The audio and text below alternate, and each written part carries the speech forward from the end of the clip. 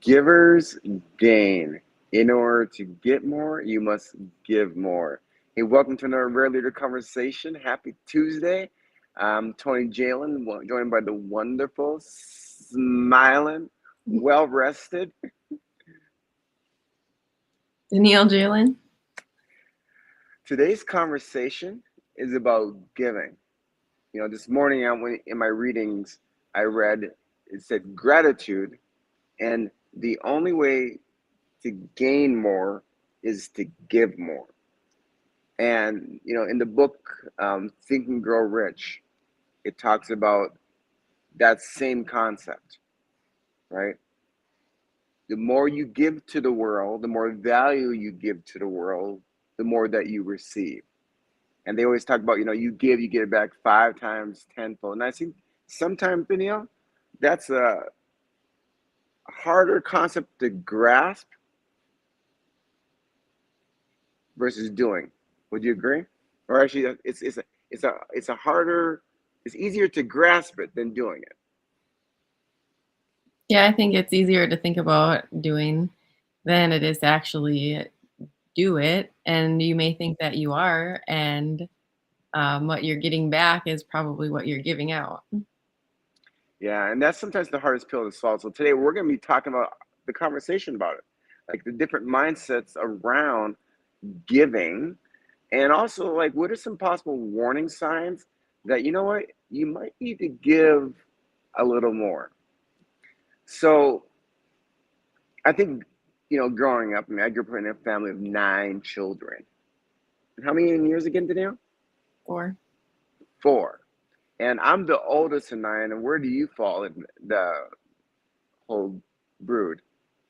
third child. The third child. So for me, I felt like I was always giving. Like, wait a second.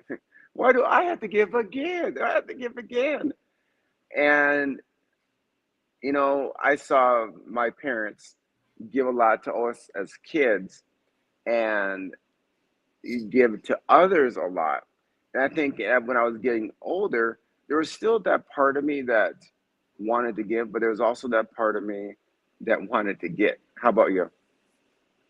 I think it's always nice to get. It's harder to understand the reason why we give versus receive in a lot of times.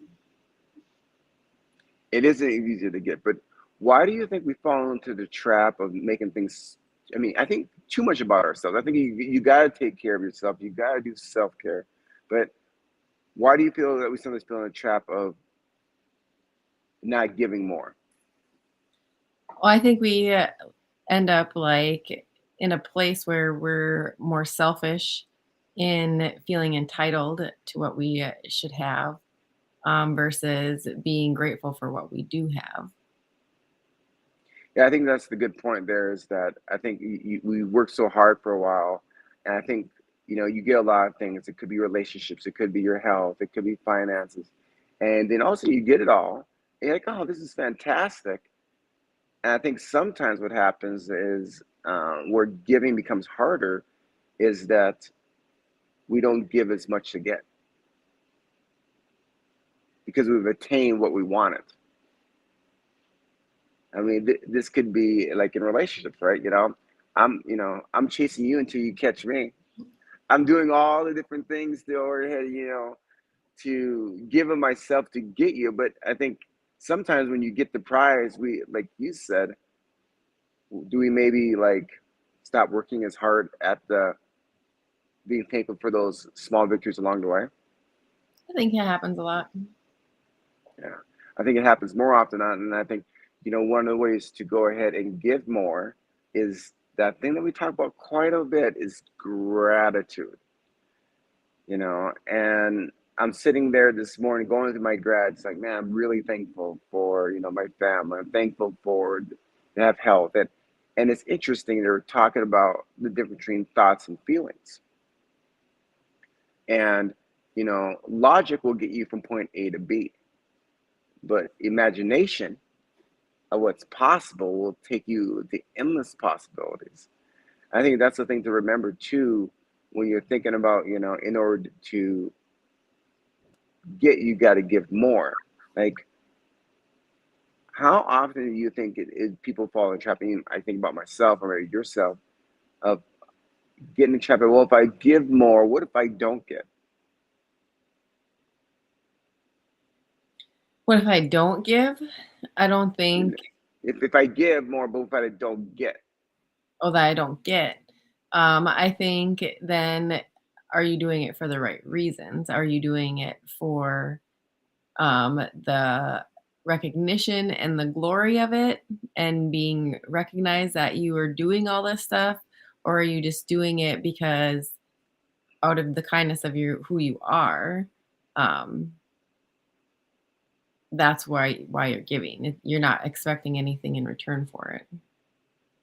And I think it's not only like for the the recognition part, but I think sometimes we give in fear of loss.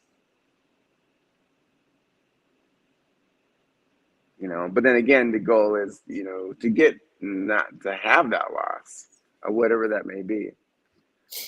When I think about the times in which I learned how to give more, I think it's a muscle, right? Muscle, it's a muscle. But then how, where do you know where to give? How do you distinguish that? I think you can kind of do a self assessment. Like if you're lacking in an area or you're feeling um, empty in an area, it's probably an area in which you need to start giving more in, um, to be filled. Because a lot of times we can't fill other people from an empty bucket if we're not full in that area ourselves. I think that's where we need to start giving more in. Yeah. I think it too is like, I think we can think of giving can be in forms of actions to others, but I think ourselves is like, never diminish someone who's taken small steps forward, and that someone could even be you. I think in terms of giving, positive energy, giving positive gratitude to ourselves. Hey, look at how far you're going. Like, you're moving forward. I mean, hopefully you are moving forward. Yeah, just want yourself to full BS. But I think also, to that point of, you said is like doing an assessment of where you're at in different areas of your life. There's a thing called the wheel of life. You can look it up for those of you guys who are watching. I'm just typing the wheel of life, and there's professional wheels of life, and then there's personal wheels of life. And if you look at the personal wheel, there's financial, there's spiritual, there's relationship, there's friendships, there's health. Um, Typically in the personal wheel. And what you do is you imagine that wheel is the wheel you run your life on. And you grade it from a 0 in the middle to a 10 on the outside. And 10 being the best, 0 being, you got a major flat tire. But if you look at that wheel, and I think sometimes that could be alarming, right? If you take an honest assessment of where you're currently at in life and you feel in that wheel, you're like, wow, like, I got this area I'm not attending, I got this area I'm not attending. How would you handle that? How would you handle that in terms of if you did the wheels of life and you're like, okay, I know I got to give more, but I want to get an understanding of where I need to give, but yet all the wheels are intense. Well, I don't think you can fix everything at once. I think you need to understand that if you're focusing on too many things, that there's always going to be an area that's going to the lack. So I think it's important to work on one or two areas and solidify them before you can move on to something else and correct that.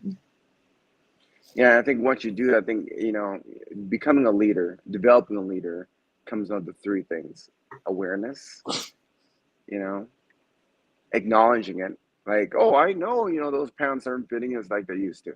I gotta tell you guys a funny story. I'm being transparent here because we're being real leaders here. So last week I wore a shirt, fit pretty good on me. I don't know if you ever had this happy put on a shirt and the week after it doesn't fit like it used to fit. And my wonderful bride Danielle is looking at me with a smile.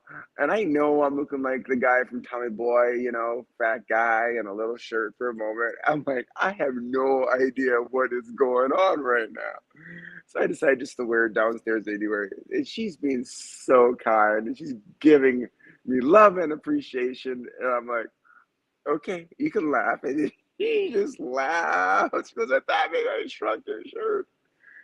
Um, but I think that comes down to the awareness piece, right? Like, and then acknowledging it. I acknowledge, like, okay, something's not going right. I think the shirt shrunk. That's what I'm going to say today. But no, like, but then acknowledging it, but then taking an action. I think that's one of the greatest things about doing the self assessment in terms of, you know, understanding where you got to give more in order to get more. All right, so now we decide on a couple areas.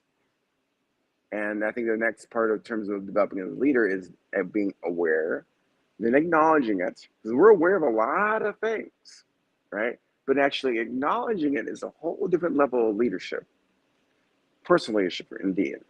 Now it's taking action. So you said not to go ahead and focus on a whole bunch of areas. How do you decide on the area to start giving more in order to get more? I think that's just a personal, like, if you know that you're lacking, I think you just need to decide what's important to you at that time, because and stick to it. You can't just hop around like based on feelings. I don't remember what we were talking about feelings about.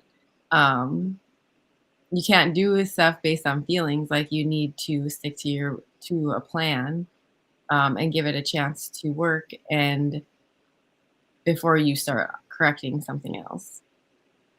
Yeah. And that's the hard part, right? I mean, the higher you go up, the harder it gets. And you choose easy, you're gonna live a hard life. You choose hard, you're gonna live a easier life. And I think it comes down to that consistency piece.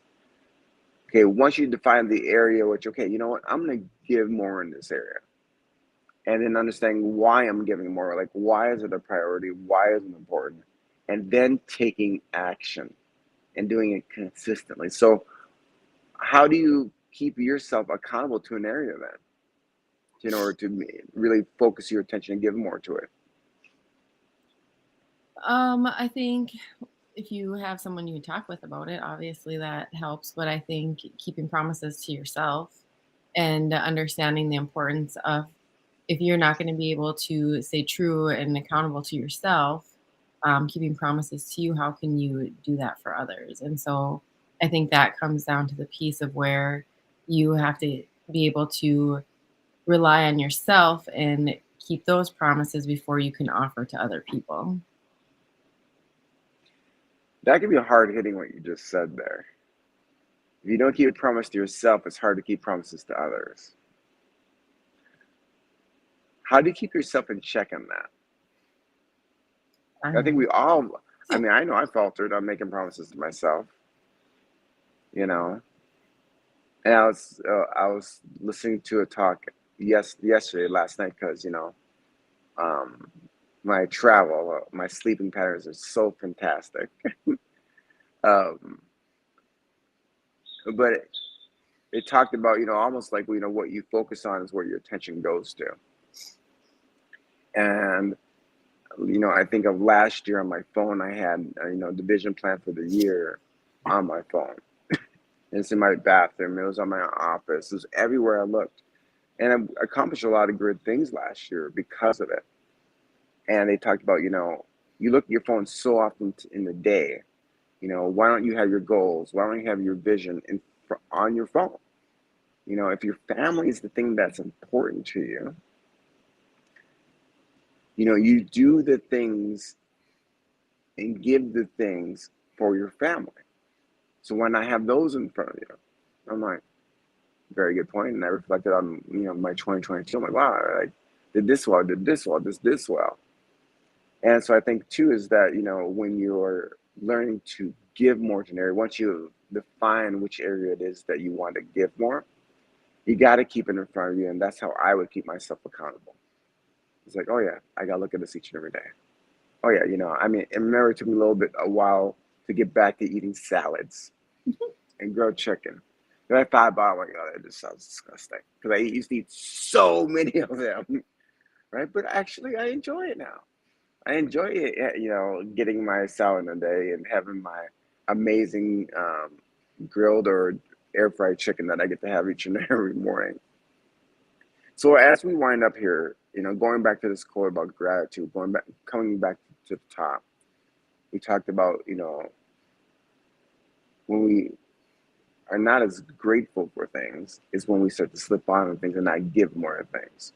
What would you say would be, one or three final thoughts in terms of, okay, in order to get more, you got to give more? Well, I just think that it's important to understand, like, if you are feeling negative feelings about something, why are you feeling that? And if it's because you are starting to feel um, ungrateful for something, or you're feeling, trying to think of how to say it, um, feel like you're lacking in an area, are you starting to feel entitled about it? Do you feel like you are owed something? And to understand that nothing that we have is given to us because we are entitled to it. We need to be grateful in receiving all things so that we can give from a more gracious heart when looking towards others. That's well said. And, to add to that as my final thought, what you appreciate appreciates. And I think when you going back to the time of the assessment time of our call the wheel of life, is you got to put intentional energy to whatever area you feel you need to give more. And understanding that the results don't always happen overnight. But like to Daniel's point earlier, is you want to give from a heart of gratitude versus I'm going to get something because they're doing it. And of course, I think we do get something by giving, but eventually when we do it long enough, it just feels good. Even though we talk about feelings, right? They're not there to dictate us. They're there to indicate what's going on in our lives. So if you found value in today's call, we encourage you to give this talk to someone else.